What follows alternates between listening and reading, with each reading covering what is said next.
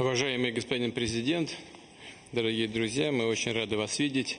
И хочу вас в начале беседы еще раз поблагодарить за ваше решение принять участие в мероприятиях по случаю 80-летия Победы в Великой Отечественной войне.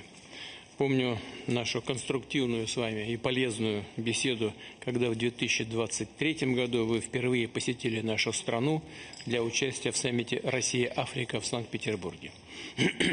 Ваш нынешний визит в Россию на празднование 80-летия Победы весьма символичен и отражает дружественный характер российско-буркинийских отношений.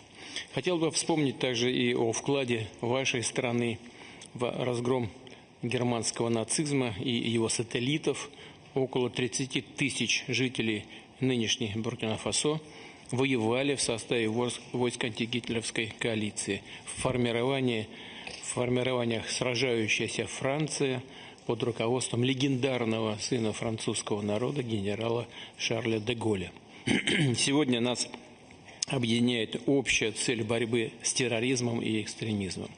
Будем и далее помогать республике в восстановлении законности и конституционного порядка, оказывать содействие в подавлении радикальных группировок, остающихся в отдельных районах Буркина-Фасо. За минувшие 2 года мы достигли существенного прогресса в развитии взаимовыгодного сотрудничества в различных областях. В конце 2023 года, после более чем 30-летнего перерыва, возобновило свою работу посольство России в Уагадугу. Налажен регулярный политический диалог. Хотя объем товарооборота пока еще очень скромный, но все-таки он увеличивается, и это хорошая тенденция, ее, конечно же, нужно сохранять. Предстоит совместно работать над дальнейшим укреплением экономических связей и диверсификацией взаимной торговли. Полезным в этом плане стали проведенные в октябре 2024 года экономические дни Буркина-Фасо в России, в которых участвовала высокопоставленная буркинийская делегация во главе с премьер-министром. Прорабатывается вопрос о создании межправкомиссии. В конце прошлого года уже сформирована профильная рабочая группа. Будем и впредь помогать вашей стране в подготовке национальных кадров. В 2024-2025 годах квота российских госстипендий для буркинийских граждан увеличена более чем в 2 раза. В этом году готовы принять за счет федерального бюджета еще 27 студентов из вашей страны.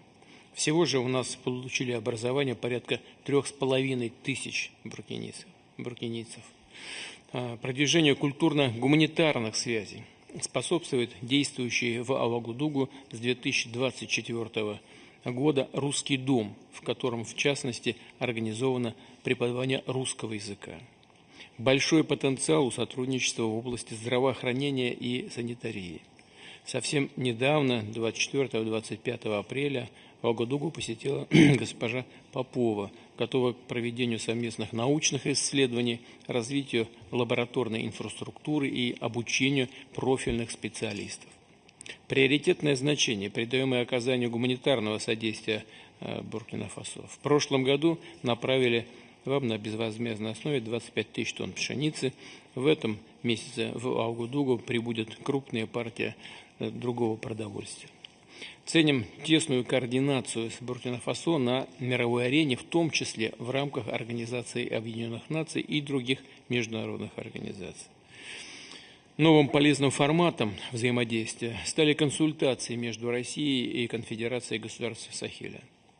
Первая такая встреча состоялась на уровне Минотдел в Москве в апреле этого года.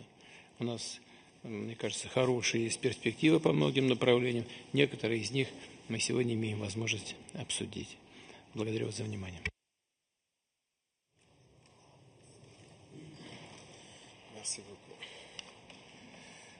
Здравия желаю, товарищ президент. J'espère que je prononce bien. Et c'est un honneur d'être là donc à la célébration du 80e anniversaire de la victoire de la Grande Guerre. Et je tenais donc à vous féliciter et vous remercier donc pour cette invitation qui est un symbole pour nous. Et au cours donc de ma présence ici, je dois avouer que j'ai appris beaucoup de leçons. Cette séance que j'ai pu assister avant le dîner la veille, la séance culturelle, m'a fait comprendre que l'histoire et la culture sont le socle pour bâtir une armée forte et résiliente.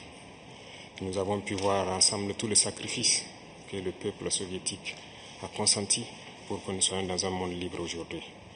Et nous tenons donc à vous dire merci pour cette invitation, parce que ce sont des moments qui nous ont permis aussi de réfléchir à notre situation et de penser à de nouvelles perspectives. Et sur ce, je pense que les obstacles que nous avons aujourd'hui devant nous ne doivent pas nous arrêter. Et les obstacles sont une bonne chose en quelque sorte que nous devons surmonter. La preuve, je pense qu'avec toutes les sanctions contre la Russie depuis un certain temps, la Russie arrive à développer un mécanisme interne qui lui place donc au devant de la scène internationale. Et nous prenons bonne note de ces leçons que nous avons donc apprises ici. Et même au niveau de la parade, je tiens à dire que j'ai été émerveillé de voir l'enchaînement donc des engins qui ont défilé devant nous, notamment depuis le char mythique T-34 qui a gagné donc lors de la Grande Guerre jusqu'aujourd'hui au char moderne. Combien donc l'armée russe s'est modernisée, combien la technologie donc a participé à renforcer cette armée. Et dans ce cadre, nous souhaitons que la coopération que nous avons puisse se renforcer de façon exponentielle. Je vous remercie déjà pour tout ce qui est fait pour nous, notamment ces bourses d'études qui sont octroyées au Burkina et qui vont s'accroître. Et ce matin, j'ai visité donc l'université de chimie et je disais que le volet sur lequel nous allons axer après la défense et la sécurité, c'est le volet de l'éducation. C'est ce volet qui nous intéresse le plus, notamment les sciences. Il faut que la Russie puisse nous aider à former notre jeunesse, notamment dans le domaine des sciences, pour que nous puissions développer chez nous la machinerie, en gros. Que ce soit la machinerie qui va avec l'armée ou la machinerie qui va avec l'industrie. Parce que c'est à ce seul prix que nous pourrons nous développer au sein de l'Afrique. La guerre qui nous est imposée aujourd'hui, nous pensons que ce n'est qu'une manifestation aussi du nazisme. Parce que le terrorisme qui est là aujourd'hui n'est pas du terrorisme, c'est de l'impérialisme. Ce sont nos terres qui intéressent ceux qui nous combattent. Et donc, finir avec cette guerre, avoir une armée forte et lancer le développement de notre patrie, telle est l'essence donc de notre combat. Et nous comptons sur vous pour surtout former nos cadres. Parce que la coopération, telle qu'on le dit, très souvent en Afrique, on aime avoir beaucoup de demandes. Nous savons que vous êtes dans une opération militaire spéciale. Nous comprenons tous les défis qu'il y a. Et le lendemain, qui est incertain pour le monde entier, nous pouvons comprendre ça. Donc nous ne serons pas là peut-être à demander beaucoup de choses, à demander de l'aide ou quoi que ce soit. Mais l'aide que vous pouvez nous octroyer, c'est surtout ce transfert de connaissances que nous voulons. Et donc nous souhaitons avoir plus de bourses et voir dans quelle perspective nous pouvons nous-mêmes donner des bourses à nos étudiants pour étudier ici. Et dans un troisième temps, comment est-ce que les universités ici peuvent se dupliquer au Burkina Faso, notamment celles que j'ai visitées. Et aussi, il y a beaucoup d'autres universités dans le domaine des sciences. Comment on peut les dupliquer au Burkina Faso avec tous les laboratoires nécessaires qu'il faut pour former de manière pratique nos jeunes et que nous puissions être donc au cœur de notre propre développement. Donc c'est la demande essentielle que nous avons actuellement dans le contexte que nous vivons pour pouvoir transformer tout ce que nous avons sur place, produire beaucoup de choses nous-mêmes et que le Burkina Faso soit un hub où beaucoup de jeunes Africains vont venir et apprendre aussi la science. Parce qu'ici en Russie, vous avez